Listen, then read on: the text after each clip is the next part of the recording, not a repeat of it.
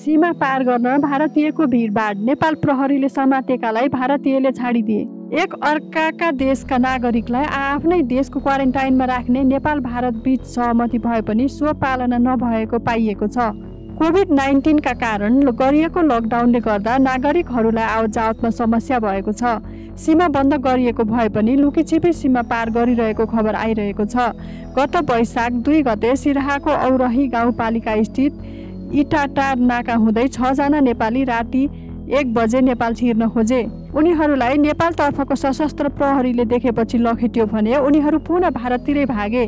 तैपनि नेपालका सशस्त्र प्रहरीले भित्रसम्म गई उनीहरूलाई पक्राउ गर्यो र भारतीय भूमिमा पक्राउ गरिएका कारण त्यहीका भारतीय एसएसबीलाई जिम्मा लगाइदिए। त्यसपछि एसएसबीले भारतको बिहार स्थित मधुबनी जिल्लाको लदनिया थानालाई बुझाइदियो। तर लदनिया थानाले भारतको क्वारेन्टाइनमा नराखेर त्यही राति नै उनीहरूलाई नेपालमा ल्याएर छाडिदिएको बताइएको छ। उनीहरूलाई छाड्ने बित्तिकै पुनः नेपालका प्रहरीले पक्राउ गरेर औरही गाउँपालिकाको क्वारेन्टाइनमा लगेर बुझायो। दुई देशमा भएको सहमति अनुसार जसको भूमिमा जो छ उसलाई त्यहीको क्वारेन्टाइनमा राखेर खानपिन, स्वास्थ्य उपचार लगायतको व्यवस्था त्यही देशका सरकारले गर्नुपर्छ। तर आफूहरू भारत भूमिमा समातेर त्यहीका एसएसबीलाई बुझाए पनि पुनः नेपालमा ल्याएर छाडिदिएको इटाटार सशस्त्र क्याम्पका इन्सपेक्टर देवेन्द्र रोक्काले बताए। उनले भने, हामीले अहिले सीमा नाकामा 24 घण्टा ड्युटी गरिरहेका छौँ। प्रत्येक 200 मिटरमा एउटा टहरा बनाएर ड्युटी गरिरहेका हुन्छौँ। तैपनि उताबाट नेपाल तथा भारतका व्यक्तिहरू छिर्ने प्रयास गरिरहेका हुन्छन्। यो एक प्रतिनिधिमूलक घटना भए पनि आफ्नै क्वारेन्टाइनमा राख्ने नेपाल भारत बीच सहमति कार्यान्वयनमा भारतीय पक्ष इमान्दार नभएको पाइएको हो। यता नेपाल भारत सीमा नाकामा नेपालतर्फ भारतीयहरूको भिडभाड बढ्दै गइरहेको छ। काठमाडौँ, पोखरा, चितवन लगायतका ठाउँमा काम गर्ने भारतीय मजदुरहरू राति राति हिँडेर सीमा नाकासम्म पुगेका छन्। भनसुन गरेर सीमा कट्न पाइन्छ कि भन्दै टाढा टाढाबाट विभिन्न नाकाहरूमा भारतीयहरू पुगेका छन्। उनीहरूले भारत जान पाउनुपर्छ भन्दै आइरहेका छन्। तर उनीहरूलाई सशस्त्र सीमा सुरक्षा बलले रोकेर राखेको छ। उनीहरूलाई विभिन्न क्वारेन्टाइनमा राखेर खाने बस्ने व्यवस्था गरिएको छ। यस्तो समस्या सबैभन्दा बढी नेपाल भारतको नाका रक्सोल वीरगञ्ज नाकामा देखिएको पर्साका सशस्त्र क्याम्पका एसएसबी दिपेन्द्र कुँवरले बताए। काठमाडौँबाट सबैभन्दा नजिकको नाका रक्सोल नाका नै रहेकोले होला यहाँ भारतीयहरूको भिडभाड अलि बढी नै छ। उनले भने, यद्यपि जस्तो सुकै भिडभाड भए पनि हामीले कसैलाई छाड्ने गरेका छैनौँ। लकडाउन सकिएपछि माथिबाट कस्तो निर्देशन आउँछ त्यही अनुसार हामीले गर्नेछौँ। बेला बेलामा भारतबाट नेपाल छिर्न कोसिस भइरहेका हुन्छन्। विभिन्न बहानामा नेपाल छिर्न चाहेका हुन्छन्। कतिपय सफल भए पनि पुनः समातिने गरेको उनी बताउँछन्। भारततर्फ सीमा नाकामा क्यामेरा जडान गरिएको छ। त्यसबाट उनीहरूले निगरानी गरिरहेका हुन्छन्। कोही त्यसरी प्रयास गर्दा समातिने गरेको एसएसबी कुँवरले बताए। लाहान भीमदत्तमा राहतको नाममा कुहिएको चामल वितरण। लाहानमा अख्तियारको टोली छानबिनका लागि चामलको नमुना सङ्कलन। लकडाउनबाट प्रभावित गरिब विपन्न परिवारलाई लाहान नगरपालिकाले राहत अन्तर्गत बाँडेको कुहिएको चामलको विषयमा अख्तियार दुरुपयोग अनुसन्धान आयोगले छानबिन थालेको छ। आयोगको बर्दिवास स्थित कार्यालयका उपसचिव मणिराम गेवालीको नेतृत्वमा आएको टोलीले बुधबार नगरपालिकाको केही ओडाका गाउँमा बाँडिएको चामलको नमुना सङ्कलन गरेको हो। अनुसन्धानका लागि चामलको नमुना सहित राहत सामग्री खरिद सम्बन्धी कागजातहरू नियन्त्रणमा लिएका छौँ। गेवालीले भने, बाँडिएको चामलको नमुना नियन्त्रणमा लिएर खरिद सम्बन्धी कागजातहरूको अनुसन्धान गर्दैछौँ।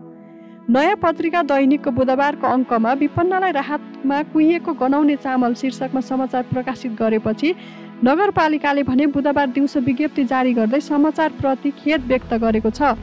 नगर प्रमुख तथा राहत कोष व्यवस्थापन समिति संयोजक मुनि शाहद्वारा जारी विज्ञप्तिमा सङ्कटको बेला जनप्रतिनिधि, प्रहरी, पत्रकार, नागरिक समाज र सरकारवाला निकायहरू मिलेर यस महामारीबाट जोगाउन लाग्नुपर्ने अवस्थामा लाभग्राहीलाई प्रत्यक्ष असर पर्ने र नगरपालिकालाई नै बदनाम गर्ने गरी कल्पित भ्रामक समाचार सम्प्रेषण गरेको भन्दै खेद व्यक्त गरिएको छ। लाहान नगरपालिकाको फेसबुकमा बुधबार राति नै स्थानीय सरकारले गरेको राहत सहयोगलाई लिएर निराधार समाचार सम्प्रेषण गर्ने, पीठ पत्रकारिता गर्ने पत्रकारलाई कठघरामा उभ्याउनु आजको आवश्यकता भनिएको छ। गाउँमै मकै खरिद गरेर विपन्नलाई राहत बाँडियो। बारेकोट गाउँपालिकाले आयातित खाद्यान्नलाई विस्थापित गरी स्थानीय स्तरमै उत्पादन गरिएको मकै खरिद गरेर विपन्न नागरिकलाई राहत दिन लागेको छ। दैनिक ज्याला मजदुरी गर्ने र अति विपन्न परिवारलाई लामो समयको लकडाउनका कारण दैनिक हातमुख जोड्न समस्या परेको गुनासो आएपछि गाउँपालिकाले स्थानीय स्तरमै उत्पादित अन्न राहत दिने निर्णय गरेको हो। गाउँमा उपलब्ध मकै खरिद गरेर राहत दिने निर्णय गरिएको गाउँपालिकाका अध्यक्ष महेन्द्र बहादुर शाहले जानकारी दिए। गाउँमै रहेको अन्न किनेर प्रति परिवार 5 पाथीका दरले उपलब्ध गराइने अध्यक्ष महेन्द्र शाहले बताए। विपद व्यवस्थापन कोषबाट खाद्यान्न व्यवस्थापनका लागि प्रति ओडा 1.5 लाख रुपियाँका दरले रकम उपलब्ध गराउने र ओडाले सम्बन्धित ओडा वा अर्को ओडाबाट मकै किनेर विपन्न तथा मजदुरको पहिचान गरी 5 जनासम्मको परिवारका लागि प्रति परिवार 5 पाथी मकै, आधा लिटर तेल र 1 केजी नुन उपलब्ध गराउने भएको हो। कम्तीमा 1 महिनाका लागि पुग्ने करिब 850 परिवारलाई खाद्यान्न दिने गरी ओडा समितिलाई जिम्मा दिएको अध्यक्ष शाहले बताए। उनले भने त्यसको लागि पहिलो चरणमा करिब 300 क्विन्टल मकै आवश्यक पर्छ, जुन गाउँपालिकामै मौजदात रहेको छ। बेलायतको लन्डनमा कोरोना भाइरसको संक्रमणबाट अर्का एक भूतपूर्व गोर्खा सैनिकको मृत्यु भएको छ। लन्डनको बोएस्टमा बसोबास गर्ने 82 वर्षीय हरिमान तामाङको हिलिङ्गन अस्पतालमा हिजो मृत्यु भएको गोर्खा भूतपूर्व सैनिक सङ्घका उपाध्यक्ष धर्म तामाङले जानकारी दिए। स्वास्थ्यमा समस्या आएपछि उनलाई 5 दिन अघि अस्पताल भर्ना गरिएको थियो। अस्पताल लगेपछि तामाङलाई कोरोना पोजिटिभ भएको पुष्टि भएको थियो।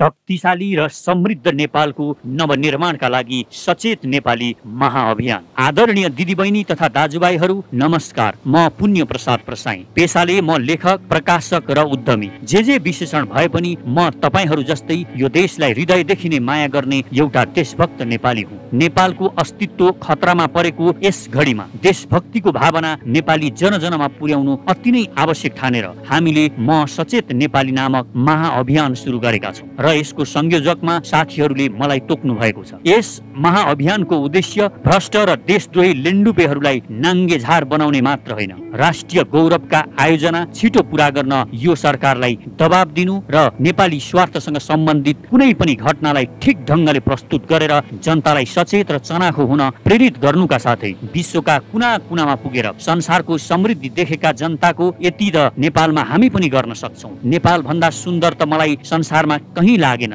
भन्ने जुन भावना छ त्यसलाई मूर्त रूप दिन र उहाँहरूलाई आफ्नो मातृभूमि फर्केर परिवारसँगै बसेर केही गर्न सक्ने उद्यमी हुन प्रेरणा दिनुका साथै नेपाल र नेपालीलाई माया गर्ने सकारात्मक सोच भएका मनहरूलाई गोलबद्ध गरेर नेपालको निर्माण गर्न यहाँको व्यथिति, विसङ्गति, भ्रष्टाचार र राष्ट्रद्रोही दलाल लेन्डुपे विरुद्ध लड्न एउटा विश्वसनीय, भरपर्दो र सशक्त आवाज निर्माण गर्नु हो, जुन आवाज सुन्न यो लम्पसारवादी सरकार पनि बाध्य बनोस्। हामीलाई यो देशका भ्रष्ट र लेन्डुपे नेता, भ्रष्ट र दलाल कर्मचारी, टाठा बाठा बनेर विदेशीको पैसा खाएर परे देशै बेच्न पनि पछि नपर्ने विदेशी जासुसहरूले धेरै भ्रममा पारे। अब सचेत बनौं र अरूलाई पनि सचेत गराउँ। यो सचेत नेपाली महाअभियानको उद्देश्य सानो र सुन्दर नेपाल मात्र होइन, विशाल, शक्तिशाली र समृद्ध नेपालको नवनिर्माण हो। यसका लागि तपाईँ पनि भन्नुहोस् म सचेत नेपाली। र यदि हामीसँग हातमा हात र आवाजमा आवाज मिलाएर यो देशको नवनिर्माणको यो महाअभियानमा सक्रिय बन्न चाहनुहुन्छ भने हामीसँग